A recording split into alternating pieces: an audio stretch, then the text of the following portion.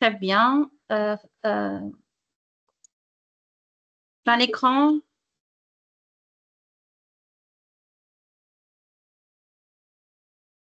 Alors, chers participants, bonsoir à vous tous et bienvenue au séminaire d'aujourd'hui sous le nom La médecine dentaire du futur vers une odontologie de précision. Ce séminaire se tournera autour de la télédentisterie, mythe ou réalité avec Dr Sarah, l'intelligence artificielle et santé bucco-dentaire avec Dr Rima, robot médecin dentiste mythe ou réalité par professeur Yusra Gassara. Alors, commençons tout d'abord par Dr Sarah. Dr Sarah, la parole est à vous. Vous pouvez commencer votre présentation.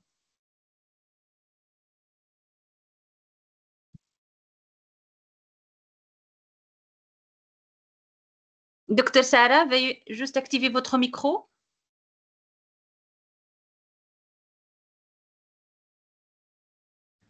C'est bon normalement.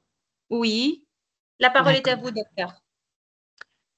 Merci, donc Madame Protz. Bonsoir à tous et à toutes. Donc, je tiens tout d'abord à remercier Madame Protz-Hassine et donc l'équipe de la Mid Ocean University pour cette nouvelle opportunité de partage. Donc, je me représente, je suis Dr Sarah Nasri, assistante en prothèse fixée à la faculté de médecine dentaire de Monastir. Aujourd'hui, je vais parler de la télédentisterie. Donc, essayons de répondre à la question, est-ce que c'est un mythe ou c'est une réalité?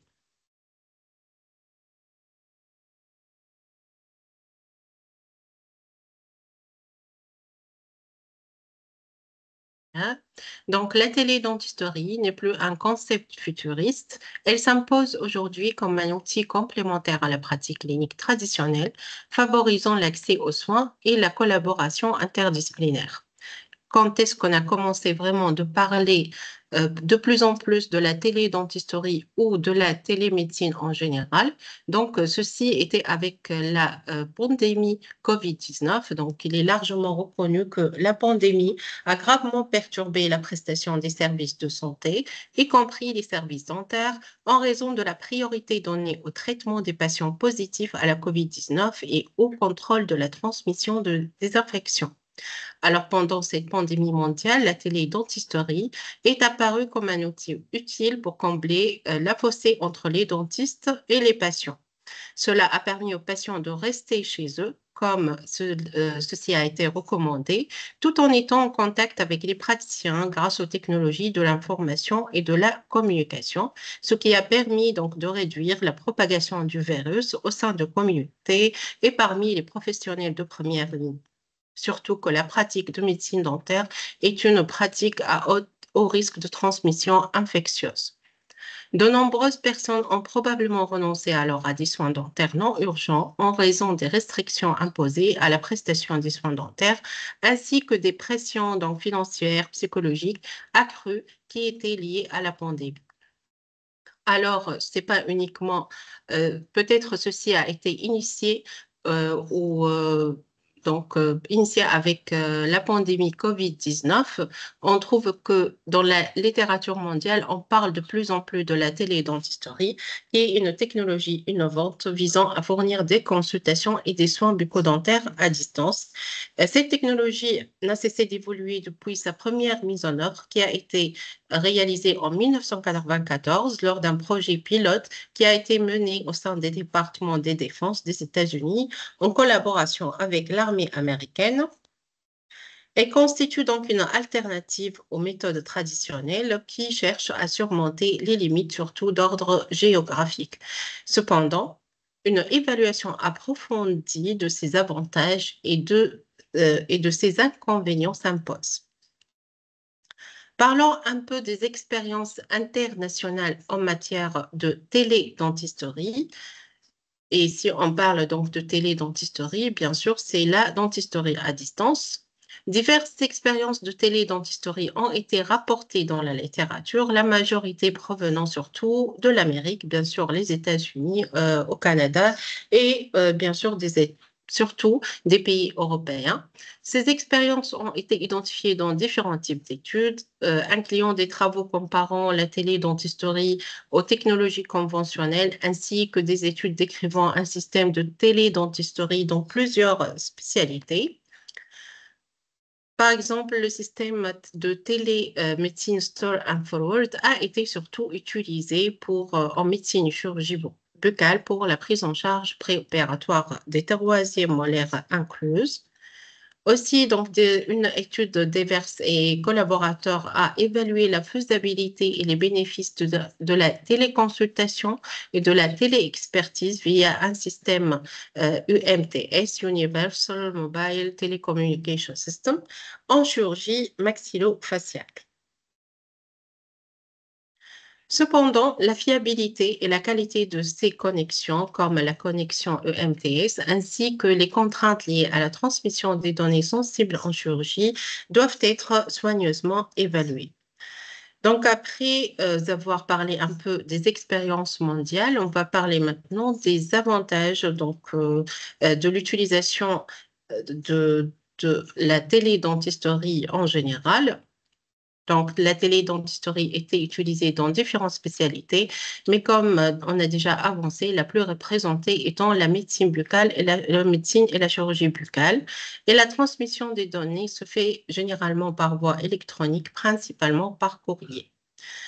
Parlons un peu de forme. Donc, il existe plusieurs formes de télédentisterie. On parle de la téléconsultation synchrone, c'est-à-dire entre patient et médecin dentiste, là où le patient et son dentiste échangent en direct via une vidéoconférence pour un diagnostic préliminaire ou peut-être un suivi. Ceci peut être appliqué surtout pour les personnes âgées. Par exemple, dans notre spécialité prothétique, on peut suivre l'évolution, ou peut-être la satisfaction d'un patient avec sa prothèse par rapport à sa prothèse via la télédentisterie. La téléexpertise, donc un dentiste qui demande l'avis ou sollicite l'avis d'un confrère spécialisé en lui transmettant des images radiographiques, des observations cliniques. Ceci donc peut être très bénéfique, surtout dans les zones rurales, là où donc il n'existe pas généralement des médecins dentistes spécialisés. Ce problème se pose effectivement en Tunisie et donc je pense que dans plusieurs autres pays aussi. Et ça peut être d'ordre international en sollicitant l'avis même d'un confrère spécialiste, expert en la matière dans un autre pays.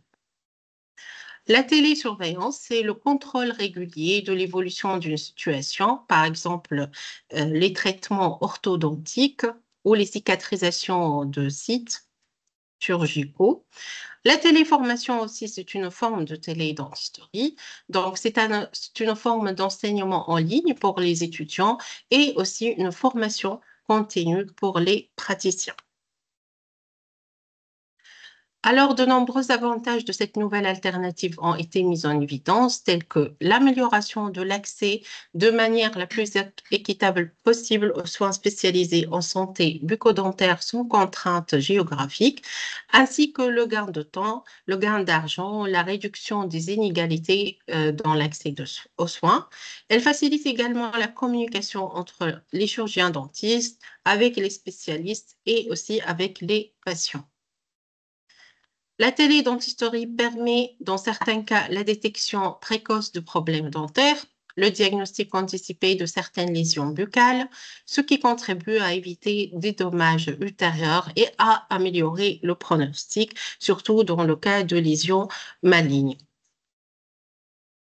Alors, cette technologie est également utilisée pour la gestion administrative, la prise en charge préopératoire à distance des patients en attente du rendez-vous de la chirurgie. Donc, le patient ne va pas se déplacer juste pour apporter la radio à son praticien. Donc, le praticien peut demander à distance un examen radiologique spécifique, et Donc, au lieu de se déplacer encore une fois pour le montrer, prendre l'avis, ça peut être envoyé facilement à l'expert. Ceci aussi s'applique dans le cas de suivi post-opératoire. L'ensemble de ces bénéfices contribuent à promouvoir la motivation et l'éducation à l'hygiène bucco-dentaire, à améliorer la qualité des prestations de soins et optimiser le résultat clinique. Néanmoins, il existe bien sûr certaines limites ou barrières à son exploitation. En effet, la télédentisterie nécessite une formation adéquate des acteurs à la manipulation des technologies, ainsi que la présence de médecins consultants expérimentés. Ceci ne s'applique pas uniquement aux praticiens, c'est-à-dire aux médecins dentistes, mais le patient aussi doit avoir un minimum de formation en matière de technologie numérique. Outre le coût élevé de l'installation d'un projet de télédentisterie, on note également la difficulté d'organisation du cabinet et la possibilité d'incidents techniques lors de la télécommunication. Cette technologie tend aussi à réduire la confiance entre patients et praticiens en raison de l'absence de contact face à face. Donc, on sait très bien que la relation médecin patient, c'est une relation délicate, donc la confiance, il joue un rôle très important et l'absence de contact direct entre le patient et son médecin, donc c'est pas toujours accepté par les patients. Parmi les autres limites de télédentisterie, on relève le fait que la confidentialité n'est pas garantie, qu'elle nécessite un accord du patient et qu'elle doit respecter les aspects légaux de la pratique médicale. Et cela, bien sûr, dépend du pays là où on va appliquer la télédentisterie. Alors, pour résumer les principaux avantages et les principaux inconvénients, on peut dire que la télédentisterie permet de réduire les délais d'attente, la diminution des déplacements pour les patients âgés ou handicapés, la possibilité d'intervention rapide en cas de suspicion de pathologie grave. Cependant, le diagnostic est toujours incomplet sans examen physique et certaines spécialités, dont la médecine dentaire, donc nécessitent obligatoirement la consultation directe, l'examen physique, l'auscultation du patient. Aussi, la dépendance à la technologie, aux compétences numériques des patients surtout, et surtout, ici, on parle de patients âgés, donc c'est pas toujours évident dans les pays en voie de développement. Aussi, le risque d'erreur d'interprétation lié à la qualité des images. Concernant donc les enjeux éthiques et juridiques, les données médicales doivent être transmises sur des plateformes sécurisées, des plateformes qui sont ouvertes comme Dropbox, WeTransfer ne garantissent vraiment pas la confidentialité de ces informations médicales.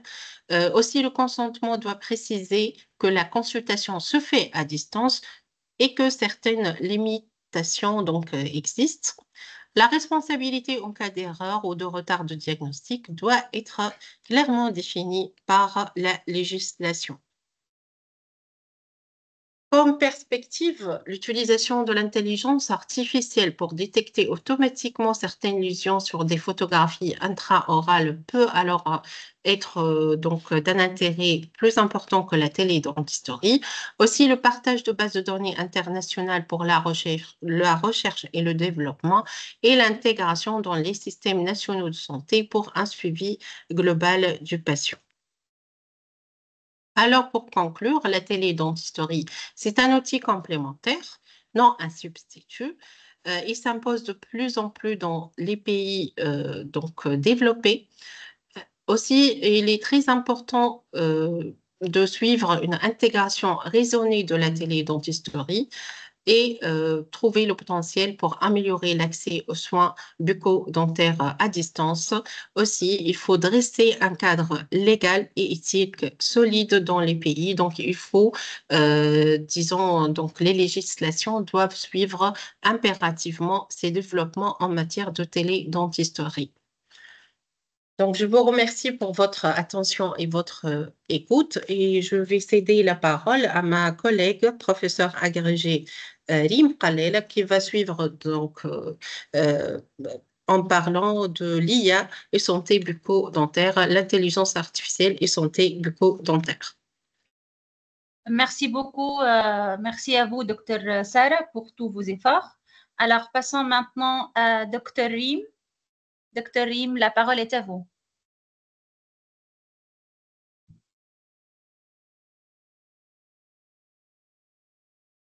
Veuillez activer votre micro, s'il vous plaît, Dr. Rim. Alors, bonjour tout le monde. Je recommence à me présenter. Tout d'abord, je suis Rim Pralela, professeure agrégée à la faculté de médecine dentaire de Monastir. Je remercie énormément tous les membres organisateurs de cet événement pour m'accorder cette opportunité afin de présenter une conférence intitulée L'intelligence artificielle et santé bucco-dentaire. Alors, pour commencer, nous allons dire aujourd'hui que dans le monde est en constante évolution. Donc, le domaine de santé est au cœur d'une transformation numérique certainement qui est profonde et rapide. Cette révolution, en fait, est en grande partie impulsée par l'intelligence artificielle, dont la place devient de plus en plus prépondérante, non seulement en médecine générale, mais aussi dans le domaine de médecine dentaire. Alors, pour commencer, qu'est-ce que c'est l'intelligence artificielle? En fait, l'intelligence artificielle, c'est un domaine de l'informatique qui vise à créer des machines qui sont capables de simuler l'intelligence humaine. C'est-à-dire, ça va inclure des capacités comme l'apprentissage, le raisonnement, la compréhension, la perception et même la prise de décision. Autrement, il s'agit de rendre des ordinateurs intelligents afin qu'ils puissent effectuer des tâches qui, normalement, nécessitent d'être exécutées de la part d'un être humain ou de la part d'un cerveau humain. Alors, les objectifs de la prépondération de ou l'incorporation de l'intelligence artificielle dans le domaine de santé, certainement, ceci a plusieurs bénéfices. Principalement, c'est d'améliorer le diagnostic des pathologies. Aussi, on vise à aider les praticiens dans la planification de leur traitement et d'assurer un suivi qui sera bien sûr plus précis et surtout personnalisé des patients.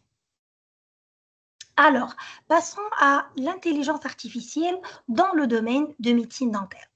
En fait, la vogue de l'intelligence artificielle a été le débat de l'Assemblée générale de la Fédération dentaire internationale qui a été réalisée en septembre 2024 à Istanbul. Et en fait, cette Fédération dentaire internationale a recommandé aux professionnels dentaires, aux éducateurs dentaires, les chercheurs dans le domaine de médecine dentaire, les développeurs et aux décideurs politiques ce qui suit. Donc, tout d'abord, elle a recommandé d'utiliser le programme fondamental de l'intelligence artificielle pour les professionnels, tous les professionnels de médecine dentaire.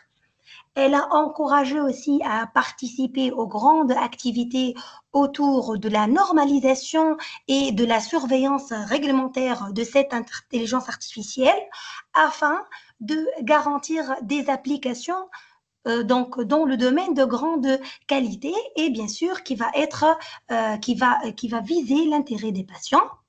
Elle a recommandé aussi de promouvoir et de favoriser les applications de l'intelligence artificielle pour des avantages réels, en fait, pour les patients, pour les prestataires et pour les systèmes de santé et même la société. Elle a recommandé aussi de tenir en compte des difficultés pratiques de l'intégration de cette intelligence artificielle dans les cabinets dentaires et a recommandé de s'efforcer de réduire les obstacles à leur implémentation. Elle a soutenu aussi de même l'évaluation et la certification de même de l'intelligence artificielle dentaire dans le domaine dentaire selon des principes des soins fondés sur des données probants et selon des critères convenus.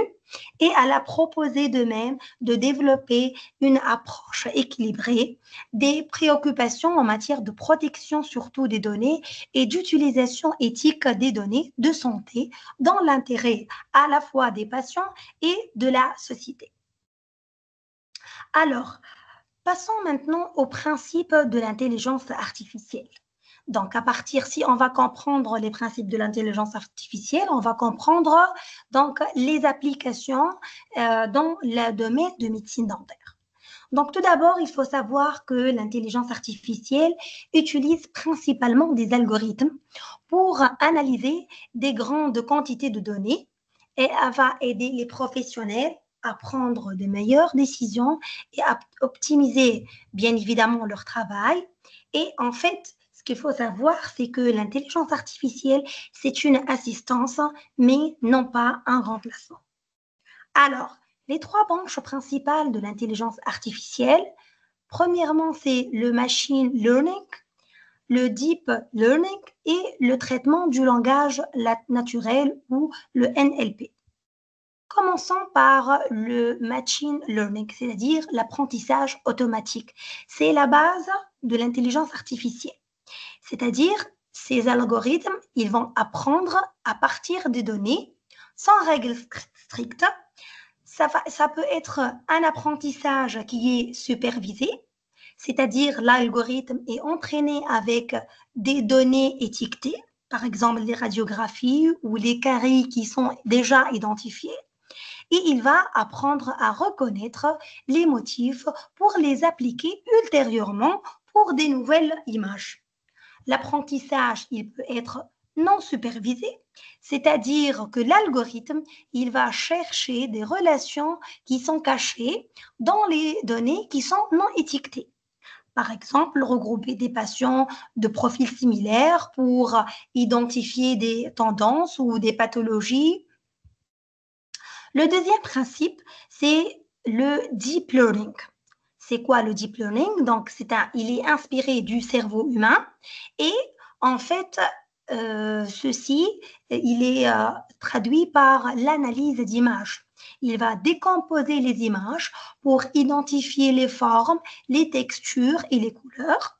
Ceci, il est très appliqué et très utilisé pour la détection de caries, d'ombre, de structures osseuses sur une radiographie, identifier les natures des lésions. Le troisième principe, c'est le traitement du langage naturel ou le NLP. Il va permettre en fait aux machines de comprendre et de traiter le langage humain.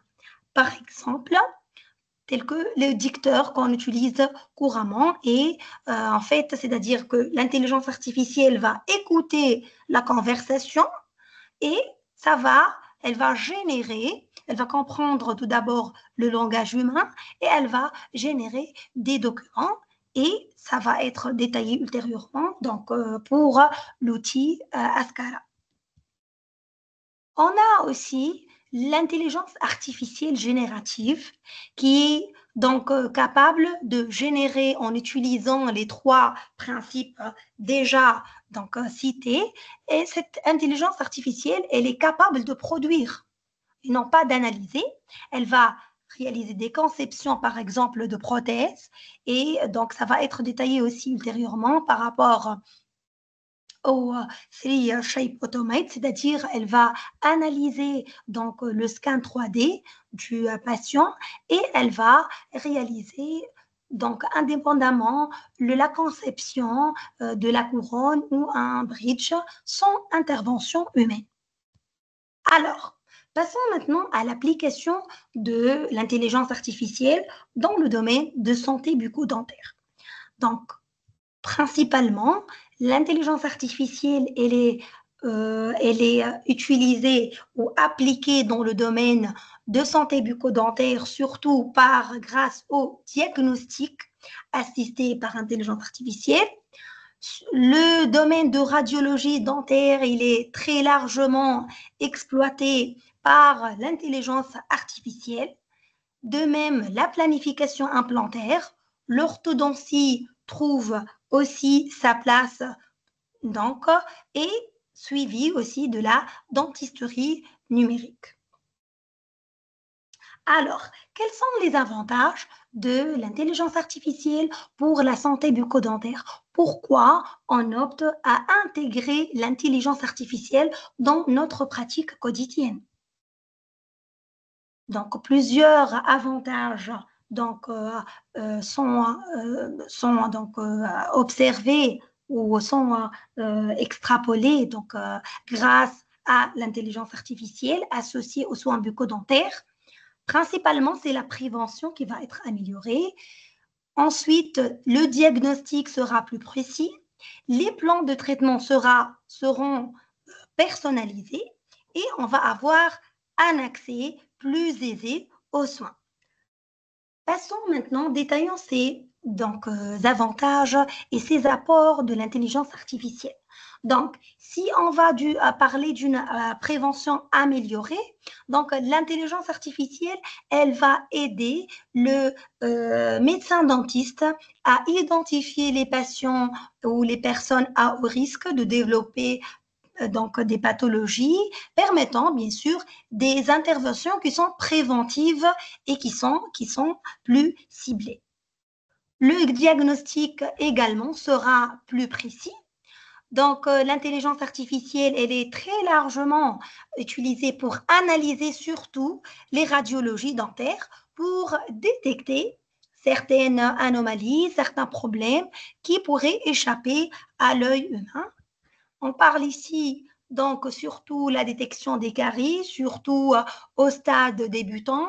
L'intelligence artificielle vraiment trouve sa place pour la détection surtout des caries proximales, des micro-fissures, permettant bien sûr une intervention qui est préventive avant l'aggravation de la carie et la propagation de la carie dans les tissus dentaires. Ceci grâce à des algorithmes bien complexes et grâce à l'intelligence artificielle. Donc, ici, je vais donner aussi un exemple de détection des kystes des tumeurs maxillo-mandibulaires. Donc, généralement, nos patients, on sait déjà que les kystes et les tumeurs, ce sont des lésions qui sont asymptomatiques et indolores. Et donc, le patient, ils ne sont pas décélables si on a des symptômes cliniques, à savoir un gonflement ou des douleurs. Et à ce moment, à ce stade-là, on va explorer la pathologie, chercher la pathologie. Néanmoins, c'est grâce à l'intelligence artificielle que on peut détecter à partir des radiographies ces pathologies à partir d'une lecture des radiographies panoramiques ou quel que soit le type de la radiographie. Toujours dans l'apport de l'IA, donc les plans de traitement seront plus personnalisés. L'intelligence artificielle peut être utilisée pour développer des plans de traitement qui sont personnalisés, individualisés en fonction du risque individuel de chaque patient. Le dernier apport, c'est le service, c'est l'accès accru aux soins, c'est l'accès aux soins. Donc, surtout ici, on va parler des personnes qui n'ont pas facilement accès aux dentistes. Donc, l'intelligence artificielle peut trouver son indication et peut faire l'affaire dans certaines situations. Alors, l'intelligence artificielle, certainement, trouve son indication et son apport dans le domaine de médecine dentaire. Alors, passons à donner quelques exemples réels de l'application de cette intelligence artificielle. On note le logiciel Diagnocast, qui est un logiciel payant, et il s'agit d'une plateforme d'intelligence artificielle qui est conçue pour assister les professionnels dentaires dans l'interprétation des radiographies. Ceci grâce, bien sûr, comme on vient de dire, des algorithmes qui sont sophistiqués, qui vont donc réaliser un apprentissage et une analyse automatique des clichés, quel que soit le type de cliché, la panoramique, la rétroalvéolaire et même le CONBI. Ceci est donc utile pour en orthodontie, en implantologie et en endodontie. Donc, l'utilisation, elle est très simple pour ce type de logiciel. Il suffit de payer et comme ça, on va avoir les coordonnées et le mot de passe. Le mot de passe. Donc, on va avoir les licences pour utilisation. Et puis, il suffit de télécharger l'image, la radiographie, quel que soit son type. Ensuite, l'intelligence artificielle de Diagnocast va analyser cette image vraiment en quelques minutes et elle va être capable de détecter et de segmenter un grand nombre de structures et de pathologies. Elle va ensuite générer par un simple clic un rapport qui est visuel et vraiment il est très détaillé. Et ce rapport en fait met en évidence toutes les zones problématiques, les caries, les résorptions osseuses, les kystes, et vraiment avec des annotations qui sont assez claires au niveau de chaque dent. Donc, le rapport il est très, très détaillé pour chaque dent. Et la dernière étape, c'est la consultation et la validation par le praticien. C'est le dentiste qui va examiner ce rapport, bien sûr, et il va valider ses conclusions et il utilise ces informations pour affiner son propre diagnostic et élaborer le plan de traitement personnalisé. Donc ici, comme vous voyez, on peut télécharger des panoramiques, des rétroalvéolaires et même des CONBI. L'avantage aussi de ce Diagnocast c'est le fait qu'on peut travailler par équipe. Par exemple, si le patient il va être pris en charge par 2 confrères, on peut donc envoyer le rapport via cette plateforme et ajouter, en fait, ça va être sous forme de groupe et on va l'inscrire pour avoir accès à toutes les informations nécessaires. Je cite aussi le logiciel ou la plateforme Offjet aussi. On a pour l'analyse céphalométrique automatique CEFEX. CEFEX, c'est un logiciel qui est utilisé surtout en orthodontie et il suffit juste de télécharger la téléradiographie de profil. Il va donc repérer les points repères sur la téléradiographie de profil et il va réaliser vraiment une analyse céphalométrique complète et détaillée. Je cite aussi l'exemple de Siron, Dentsply 3Shape. Donc, c'est dans le cadre de numérisation, qui est on sait déjà que Siron, il est surtout dans les prothèses et grâce à cet outil d'intelligence artificielle, la machine le logiciel il sera capable de faire toute la conception de la prothèse de A jusqu'à Z sans avoir recours aux techniciens de laboratoire. Alors, on a aussi l'intelligence artificielle, en fait, trouve sa place dans la gestion aussi des cabinets dentaires. Donc, ceci grâce à la réalisation des tâches administratives qui vont permettre aux professionnels de se concentrer sur les soins. Parmi ces outils, on a la télésecrétariat intelligent, c'est comme le Dental Call. C'est ce logiciel, en fait, il est capable vraiment de gérer les appels, le rendez-vous et même de générer des devis aux patients. On a aussi des outils pour la transcription et la documentation. Principalement, c'est le Askara. Donc, le Askara, c'est un transcrit. Il va transcrire les consultations à la volée et va générer automatiquement des données à partir des échanges avec le patient, ce qui permet de gagner vraiment beaucoup de temps. Ici, je vous rappelle, c'est le DNP, c'est-à-dire le type learning. Donc, le principe de cette plateforme de Askara, c'est tout d'abord, il est basé sur une écoute de la consultation, c'est-à-dire pendant que le dentiste, il va faire sa consultation, il va réaliser son anamnèse. Donc, cette application, elle va écouter cette conversation en temps réel et puis, elle est entraînée en fait de filtrer les informations qui sont nécessaires pour élaborer le nécessaire pour le dossier clinique et elle va éliminer les informations qui ne sont pas nécessaires, nécessaires pour le contenu clinique.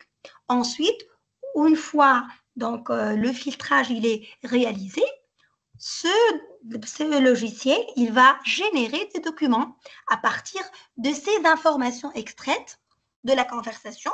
Il va générer des documents, plusieurs types de documents, à savoir les comptes rendus de consultation du patient, des lettres de liaison, des comptes rendus aussi d'intervention et même des certificats médicaux et des ordonnances.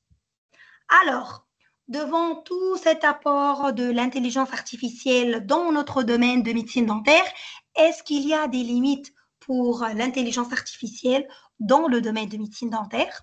En fait, bien sûr, le parfait n'existe pas. L'intelligence artificielle, elle est limitée surtout par le manque de données parce que ces algorithmes, en fait, nécessitent des données de très, très grandes quantités pour pouvoir s'entraîner et pour pouvoir générer et obtenir vraiment des données qui sont fiables à appliquer dans notre domaine. Et on a aussi le biais algorithmique, c'est-à-dire ces systèmes d'intelligence artificielle peuvent être biaisés, ce qui peut, dans certaines situations, conduire à des prédictions inexactes, en particulier dans certains groupes de population. Aussi, le coût, certainement, si on va opter pour cette technologie, on doit payer qui est un peu, ils sont aussi un peu coûteux et ce qui va peut-être limiter leur accessibilité et leur utilisation. De même, on ne peut pas négliger les risques éthiques en rapport avec le respect de la vie privée. Et pour terminer, est-ce qu'on va parler de l'avenir de l'intelligence artificielle dans le domaine de santé bucco-dentaire? Est-ce qu'il y a encore des innovations grâce à l'intelligence artificielle dans le domaine de médecine dentaire? En fait, malgré ses limites, l'intelligence artificielle vraiment a le potentiel toujours de révolutionner la santé bucco-dentaire en permettant surtout, en agissant sur la prévention, le diagnostic précis et les traitements personnalisés. Et certainement, cette technique, cette technologie continue et continuera à se développer et les données deviendront plus accessibles. Nous pouvons, bien sûr, attendre à une adoption croissante, certainement, de l'intelligence artificielle au sein des cabinets dentaires. Donc, peut-être des idées qu'on peut, on peut retrouver un autre jour, c'est le développement de jumeaux numériques des patients, le suivi en temps réel via des capteurs intraoraux. Peut-être qu'on aura un jour des personnalisations des traitements par analyse prédictive, c'est-à-dire on peut prédicter le traitement qu'on a réalisé. Et donc, pour conclure cette conférence, on va dire que certainement, l'intelligence artificielle a révolutionné la pratique dentaire La formation, elle est indispensable pour tous les professionnels dans le domaine de santé et l'utilisation de l'intelligence artificielle, certainement, elle nécessite un encadrement éthique, certainement, et parfois juridique. Et toujours, il ne faut pas compter sur l'intelligence artificielle. Surtout, il faut être donc complété avec l'expertise humaine. Et voilà, merci pour votre attention. Merci à vous, Dr. Rim. Merci pour cette présentation. Vraiment, elle est très claire. Ali, il pose une question. On va répondre à toutes vos questions à la fin de ce séminaire. Donc, on va passer maintenant à Dr. Yousra. Dr. Yousra, la parole est à vous. Donc, merci beaucoup. Donc, je vais partager ma présentation.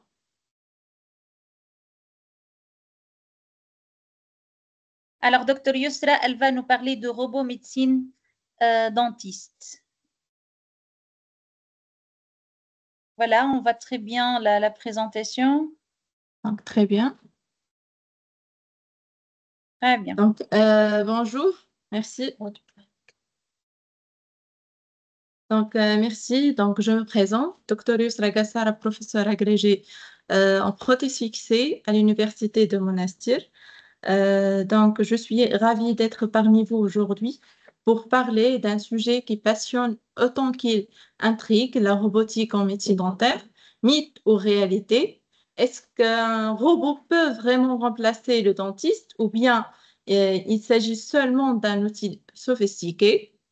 Donc, il y a quelques années, la simple idée qu'un robot puisse nous aider à poser un implant ou à préparer une dent semblait futuriste. Aujourd'hui, ce futur est déjà là, mais il est très différent de ce que l'on imaginait. Donc, en fait, il y a un mélange de fascination, de crainte qui entoure donc la robotique médicale d'une façon générale.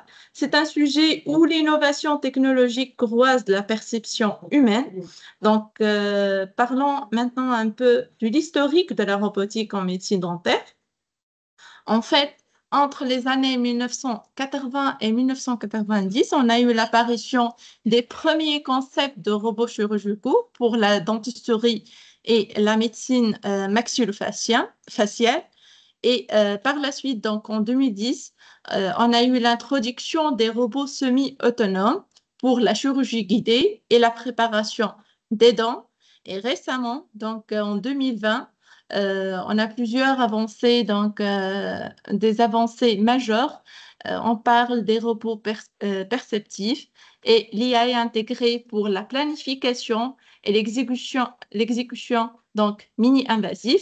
Et aujourd'hui, on a des robots qui sont capables de préparer des dents, de poser des implants avec précision et même assister à des cas qui sont complexes comme les cas chirurgicaux qui sont très complexes. Donc, je vais commencer en fait par une définition, une classification. Donc, avant d'aller plus loin, donc, on va essayer de clarifier ce qu'on entend par robotique en dentisterie. Donc, en fait, on distingue principalement deux grands types de technologies de robotique. Il y a la technologie assistée, Assistive Robotics, par exemple le guidage chirurgical, la CFAO, donc le fraisage des couronnes, des bridges à partir d'un modèle numérique, ce qui permet l'uniformité et éviter au maximum donc, les erreurs. Donc, il y a moins d'erreurs humaines. Aussi, il y a les simulateurs avec donc, les simulateurs virtuels avec retour haptique qui permettent donc une formation immersive pour les étudiants ou les chirurgiens. Donc, ce sont des simulateurs avisés, surtout pédagogiques. Par exemple, donc, ce sont des exemples de simulateurs virtuels en médecine dentaire. Donc, ils vont permettre à l'étudiant de s'exercer plusieurs fois avant de passer donc, à son exercice sur un patient réel donc pour éviter tout risque donc sur un patient réel. Le patient va s'entraîner sur ces simulateurs virtuels qui se rapprochent donc de la réalité. Deuxième type de robotique, donc ce sont des robots semi-autonomes, donc qui permettent, donc ces robots exécutent certaines tâches sous contrôle humain.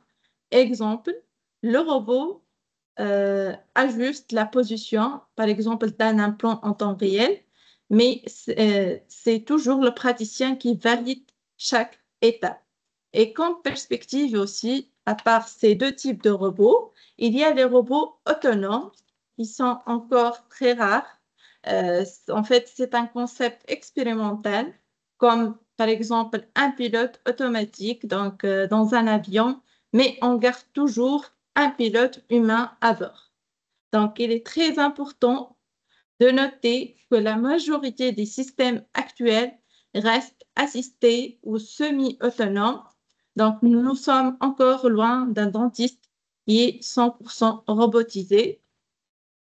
Maintenant, je vais détailler un peu des applications de la robotique donc, en médecine dentaire. Donc, je vais commencer par l'implantologie, qui est un domaine très important donc, en médecine dentaire. C'est un domaine qui évolue chaque jour. On parle de l'implantologie guidée par ordinateur, l'implantologie aussi robotisée. Donc, en fait, une étude publiée en 2024 dans le Journal of Prosthetic Dentistry a montré que l'implantologie robotique offre une précision quasi parfaite dans la pose des implants. Les problèmes d'axe aussi sont beaucoup plus faibles qu'avec une chirurgie guidée uniquement par ordinateur. Donc, exemple, un robot peut maintenir le forêt exactement dans l'axe planifié, même si le praticien tremble légèrement. Donc, cette technologie réduit aussi le risque de toucher les structures anatomiques sensibles. Donc, pour ceux qui pratiquent l'implantologie, ils savent très bien que c'est très important pour réussir cet acte. De même, donc, pour le domaine de la chirurgie dentaire, on parle aujourd'hui de l'extraction assistée. Donc, en fait, en 2025, une étude clinique a rapporté l'extraction d'une dent incluse avec un repos sous la supervision humaine, ce qui a assuré une mini-invasivité et une sécurité accrue. Donc, il faut savoir que l'extraction d'une dent incluse, généralement elle est très difficile. Donc, généralement, les praticiens trouvent une difficulté d'extraire une dent qui est incluse. Donc, c'est très bénéfique comme outil d'aide pour cet acte. Donc, imaginez un bras robotisé aujourd'hui. Donc, il peut donc un bras robotisé qui tient l'instrument avec une stabilité absolue, pendant que le chirurgien donc, supervise et intervient si nécessaire. Donc, cette approche va assurer une précision, bien évidemment, et aussi donc, va réduire la fatigue du praticien lors des procédures donc, longues.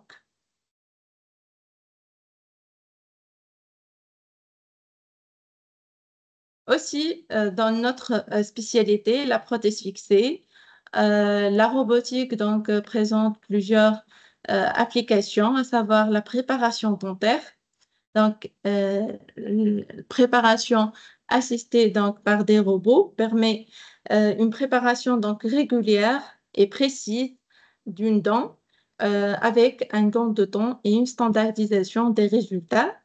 Donc, un robot piloté par AI peut aujourd'hui préparer des dents donc, en 15 minutes. Donc, c'est impressionnant. Mais rassurez-vous, même si le robot peut préparer une couronne donc, en 15 minutes, rien ne remplacera l'expertise et l'œil d'un prosthodontistes. Aussi pour la CFAO, donc la CFAO et la robotique sont des technologies utilisées en dentisterie moderne pour concevoir et réaliser des restaurations dentaires telles que les couronnes, les bridges et les facettes en utilisant des processus de conception assistés par ordinateur et de fabrication aussi assistés par ordinateur.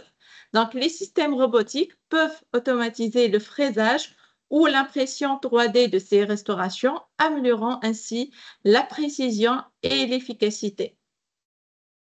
Une autre spécialité donc, pour l'utilisation de la robotique, l'orthodontie et la robotique. Donc, en fait, une revue de la littérature publiée en 2024 a étudié le façonnage robotique des arcs orthodontiques et a conclu que cette technologie améliore la précision, la régularité et l'efficacité du traitement, tout en réduisant le temps et l'inconfort pour le patient. De même, en endodontie, c'est un domaine en développement qui utilise donc des robots pour assister et automatiser les procédures endodontiques comme les traitements canalaires et la chirurgie à rétro. Donc, d'après que j'ai déjà présenté, la dentisterie robotique présente plusieurs avantages. Donc, ça facilite le travail du dentiste. Ça permet un gain de temps, mais principalement la précision. Mais il y a aussi des limites à la dentisterie robotique, à savoir le coût élevé. Donc, les systèmes robotiques et leur maintenance représentent un investissement qui est très important pour les cabinets dentaires. Donc, ce n'est pas donné. Les courbes d'apprentissage aussi, l'utilisation des robots nécessite une formation spécialisée et du temps pour maîtriser les logiciels de la manipulation. Déjà, dans notre faculté, donc, on a déjà des simulateurs virtuels, donc c'est très difficile d'utiliser donc ce type de simulateur. Il faut faire plusieurs formations pour maîtriser ces machines. Aussi, on a d'autres limites, la dépendance technologique. Les pannes, les erreurs logicielles peuvent interrompre les traitements ou compromettre la précision. De même, la flexibilité est limitée. Certains robots peuvent être donc moins adaptables aux situations cliniques complexes ou imprévues par rapport à l'intervention humaine. Une autre chose très importante, c'est l'acceptation par le patient. Donc, certains patients peuvent se sentir réticents ou anxieux face à l'utilisation de la robotique dans leur traitement. Donc, ils peuvent refuser ce type de traitement. Finalement, la preuve limitée, donc faible preuve scientifique, bien que prometteuse, la recherche clinique à long terme reste insuffisante pour évaluer complètement l'efficacité et la sécurité dans tous les contextes dentaires. Donc, pour conclure, la robotique dentaire, bien qu'encore en pleine évolution, illustre un potentiel considérable pour transformer la pratique clinique. Les robots peuvent aujourd'hui donc assister, guider et même réaliser certaines interventions avec précision, mais ils ne remplacent pas l'expertise humaine. Donc, leur rôle reste complémentaire, optimiser la sécurité, la rapidité et la reproductibilité des soins tout en laissant la dimension humaine, jugement clinique, relation patient et éthique aux praticiens. Donc, finalement, la réalité n'est pas un remplacement total, mais une collaboration intelligente entre l'homme et la machine, donc ouvrant la voie à une dentisterie plus précise et innovante. Et merci. Merci beaucoup, cher Dentaire, pour toutes ces informations. Alors, passons maintenant aux questions. Alors, pour ceux qui ont une question, ils peuvent soit lever la main pour avoir la parole, soit vous pouvez encore écrire sur le chat. Alors, je commence par la question de Monsieur Ali Mohamed. Ali Mohamed, je pense qu'il pose la question à Dr Rim. Dr Rim, vous avez parlé des kystes dentaires Et là, Monsieur Ali il pose la question, c'est quoi en fait la kyste dentaire et ça vient de quoi? C'est ça la question de Ali Mohammed. Docteur Rim. Oui, oui. Donc, en fait, le kyste. Oui, Est-ce que docteur, vous vas-y. m'entendez? Oui, oui. D'accord. Donc, le kyste dentaire, c'est une pathologie qui est silencieuse. Donc, il s'agit d'une poche, en fait, qui est remplie de liquide, de tissus infectieux, des bactéries. Et donc, il s'agit d'un foyer infectieux au niveau des os maxillaires ou mandibulaires. Donc, qui peut avoir une origine d'origine dentaire ou qui peut avoir une origine non dentaire. D'accord? Donc, Très clair. ici, pourquoi j'ai évoqué la notion de kyste? Parce que c'est une pathologie qui est silencieuse, d'accord? Et elle ne peut pas être donc un motif de consultation du patient. Donc, si on va avoir une radiographie où le kyste il est donc visible, les outils de l'IA peuvent détecter cette lésion et donc assurer. Donc, bien sûr, ça va être transmis aux praticiens pour une prise en charge précoce sans développer, bien sûr, des symptômes. Et donc, la prise en charge sera précoce et bien sûr, les dégâts seront minimes. Voilà, très clair. Merci beaucoup, docteur Rim. Alors, Catherine, elle pose la question suivante. Merci pour la formation. Ma préoccupation est ceci. En R2C, nous n'avons pas de robot. En République démocratique de Congo, bon, elle a dit R2C, nous n'avons pas des robots. Que faire en cas de nécessité s'il y a le custe dentaire? Bon, c'est la question de Catherine. Je ne sais pas qui peut répondre euh, au robot. Donc, je pense Dr Yousra. Donc, c'est quoi RDC en fait? Je pense République République démocratique Ah, démocratique. d'accord, d'accord, Congo. d'accord. Donc, nous n'avons pas de robot. Que faire en cas de nécessité s'il y a des kystes dentaires?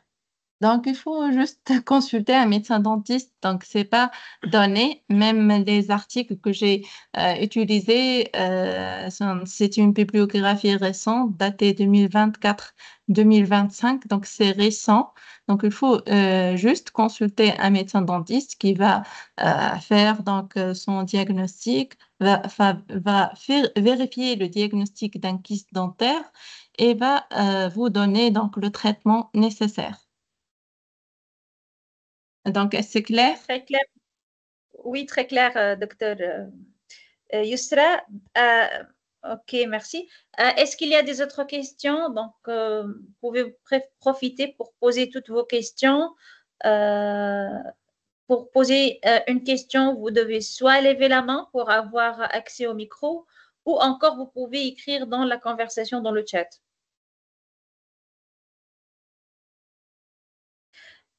Peut-être je pose moi-même une question. Docteur Rim, vous avez parlé des applications.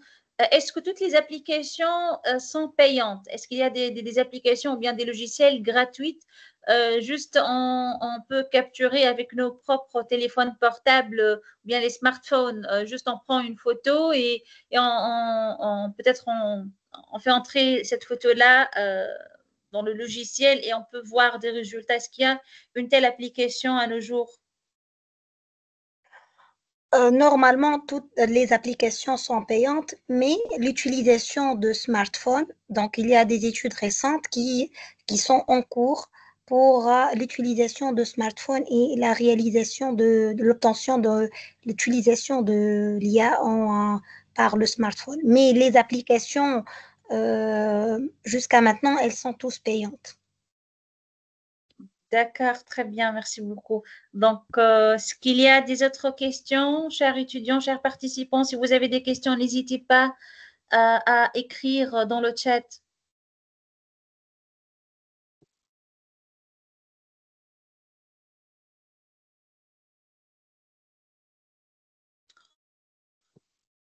Je pense que tout est clair. Alors, Ali, il pose la question, dans le D, un arrachement dentaire, comment se faire? Bon, je ne sais pas, dans le D, un arrachement dentaire, comment se faire?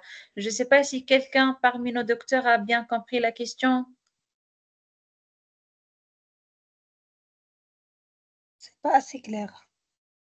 Ali, vous pouvez clarifier votre question, s'il vous plaît? On n'a pas bien saisi la question.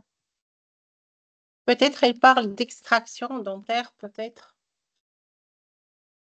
Peut-être. Donc, Ali, veuillez, s'il vous plaît, clarifier votre question.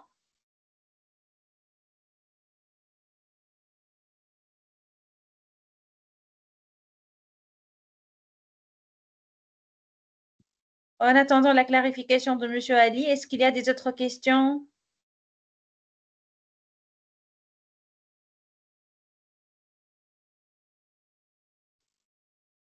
Ali, si vous m'entendez, veuillez clarifier votre question, s'il vous plaît.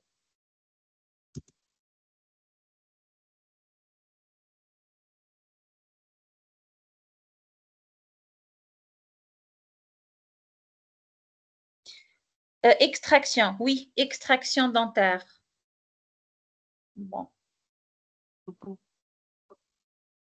Alors, comment le robot peut faire pour une extraction dentaire?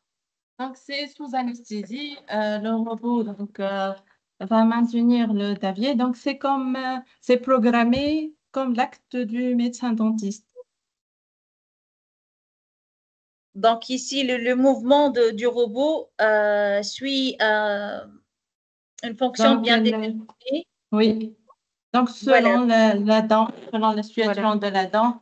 Donc, Bien sûr, après une étude programmation, oui. Une étude préalable concernant les différents tissus. Donc, voilà, le robot va programmer ses mouvements. Selon la consistance aussi, parce que la consistance dure de l'os, c'est pas comme pour les tissus muqueux. Très bien, très clair. Merci pour vos réponses. Encore, s'il y a des questions, on peut recevoir les questions. Est-ce qu'il y a d'autres questions? Je pense que tout est clair. Voilà, à la fin de ce séminaire, donc, je vous invite toujours, chers participants, à consulter notre site web de l'université pour voir toutes nos actualités. Encore, je vous invite à joindre notre groupe WhatsApp des activités des étudiants pour voir toutes les formations et séminaires. Avant de terminer, Dr Rim, Sarah et Yusra, avez-vous quelque chose à ajouter?